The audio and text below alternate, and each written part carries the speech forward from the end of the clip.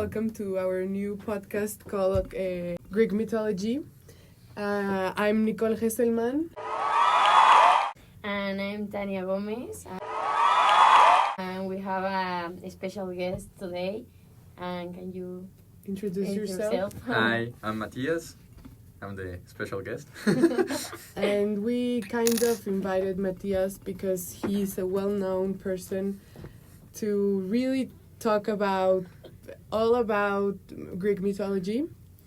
We are planning to make some questions to really get to know more about mythology. Would you like to start with some of... First, can you tell us something about the history that you most like in the Greek mythology? Okay, yes. So, like an introduction, I would like to talk first about like the creation of the gods that everybody knows. That is Zeus, Poseidon, and Hades. But actually, there are other three women that are the main gods from the Greeks. That is also Demeter, Hestia, and Hera. But some people forget about them because they don't get so roles or special roles because, you know, the world how it is. But in this myth, it starts with Kronos, the god of time. He is defeated by Urano, and Kronos says like, you're going to be defeated by your own sons. But Urano doesn't have any sons. So when he starts having sons and daughters, he eats all of them. So they can't defeat Urano, except the last one, that is Zeus.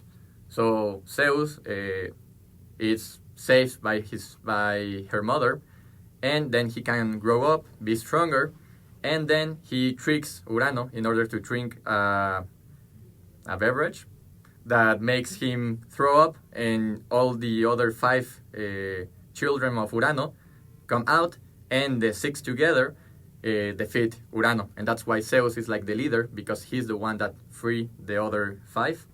But then they divided the realm of men and people between Zeus, Hades, and Poseidon.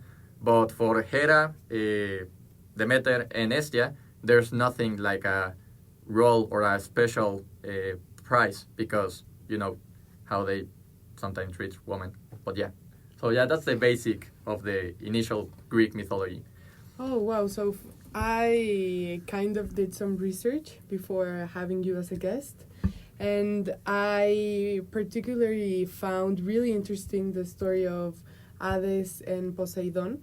So I would like to maybe tell you some information about them, and you can tell me more about them. So first, Hades, also known as the wealthy one, before in charge of the underworld. You can say underworld, yeah. Right? Okay. So he is kind of pictured as a man who often carries the keys of the kingdom, and he also is pictured with a dog that has 3 heads. Can you tell more about them? The dog, I can't remember right now the name. Cerberus. Something yes. like that, yeah. I don't know if Cancerbero, and that's why the songwriter and rapper Cancerbero is named after the dog, actually.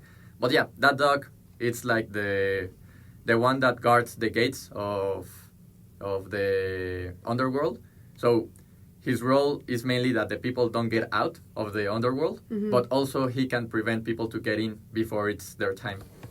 Okay, so we could say that he's kind of the king of the underworld and the god of the dead. Yes. Right? Okay.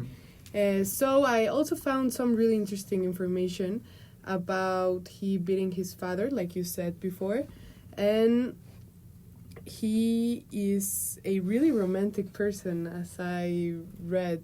Maybe you can tell more about them, because I found that he kind of kidnapped a woman to marry her and have her in the underworld. Yeah, like the 3 gods, like Zeus, Poseidon, and Hades, the 3 are like really, not, I wouldn't say romantic, but they get a lot of women. Okay. In many different ways. But in this case, I believe he fell in love with Persephone, or he likes Persephone, that's it's this woman, and she's the daughter of Demeter. So yes, he falls in love with her, and he kidnaps Demeter, Persephone, sorry. And after that, I don't know how, but I do know how. But Persephone falls in love with Hades, maybe because he's a charming person. Yeah. Maybe not. He looks like. Yeah, but also because she eats like a seed of the underworld. I don't know the name right now. Pomegranate. The pomegranate. Thank you. Uh-huh. And that's why she has to come back every winter to the underworld, and that's exactly the time when we don't have like really good trees and fruits, because it's when Demeter, the mother of Persephone, is sad because her daughter children, is on the underworld. So that's why like the Greeks combine the natural phenomenon of winter with their gods. And that's the really interesting part, when you find that relationship with why humans tend to create stories and things to really comprehend the real world. Mm-hmm. So yeah, that's really interesting. So can you tell us more about the next god you find out, please? Speaking of romance, what can you say about the relationship between Zeus and Hera? That they are not brothers or something like that. I don't know if they are of the same mother, but I know that they are of the same father. So both are the children of Urano. So yeah, they're brothers actually. But in the Greek mythology, that's not like a bad thing in general, because I believe it's because there were like just 6 of them. It wasn't like there was a whole world and they get to choose like many persons. Actually, in the Greek mythology, everyone is sister or brother or aunt or cousin of someone. They fall in love because they all come from the same initial gods that are Eros, Gea, Kronos, and there's another one, I don't remember. But basically, they all come from the same phenomenon of the universe, and that's why all of them are actually family. So yes, there is this incest thing in the Greek mythology, but it's not like it's not a bad thing at that time. We can see it today, and it's like, oh wow, Yeah, that's so funny. messed up. Yeah, so messed up. Okay. But in that time, it wasn't that much, or I don't know. I wasn't there. I also really did some research about Poseidon. He even has a movie, right? Yes. I think, yeah. Poseidon, as I did some research, is nowadays known as the sea god, right? Yes. Yes, okay. But in ancient times, he may also have been considered the god of earth, right? Or I really confused I that think information. he's god of the earth, but like the dirt, like the piece of earth that you step on, but not actually like the earth. So it's funny, but we could say like Zeus is the one of the Olimpo, or the skies, or heaven, if you want to, or it's the home of the gods, the Olimpo. Then we have the earth, that is like the world where we live, and there Poseidon has the power over the oceans and the earth, so he can make earthquakes. He can't make trees grow, because that's the job of Demeter, but he can make earthquakes, tsunamis, so he's in charge of that part. His trident. Yes. That's a really interesting element in Poseidon's life, because as I read, Poseidon had a very violent character, and he was very impulsive, and he couldn't put up with Zeus' arrogant behavior, so they kind of entered in some fight that ended them dividing an island, something like that. Like Poseidon throw his trident to an island, and it divided in 2 parts. So what's the power he has, or what happened there? Yes, he can make earthquakes. He can make, it's like the water, the ocean, and the physical earth is his power. And as we said already, the natural phenomenon, they explain it with the gods. So if there was a storm, they will say that Zeus is angry. If there was an earthquake, they will say that Poseidon threw his trident and split the earth, because that's basically an earthquake.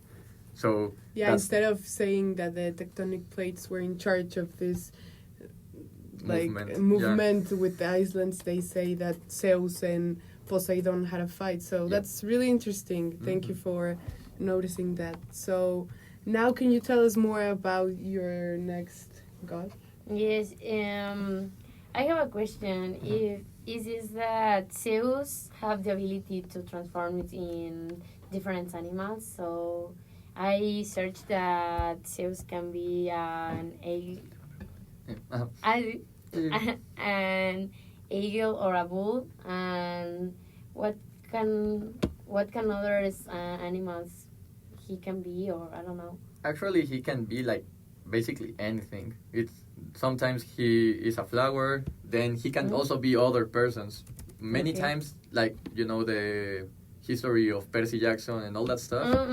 He's like a half son of Zeus because Zeus converts himself in a typical person.